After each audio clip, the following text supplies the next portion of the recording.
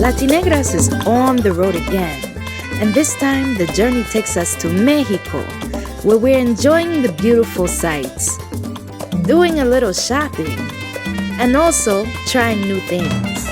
And by trying new things, I mean Chapulines. I can't even believe it myself, which it turns out is actually very common out here, especially in the south of Mexico in Guerrero state. So, as they say, when in Mexico, do as the Mexicanos do.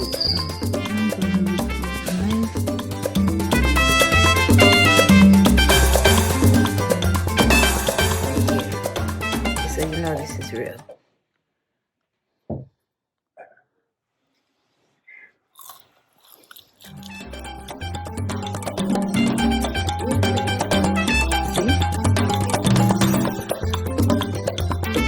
See? It's not so bad. It tastes like palomitas, popcorn. Don't shy away from trying new things. You never know what you'll find. Who knows where this journey will lead us next? But until then, keep on loving the skin you're in. Viva Mexico!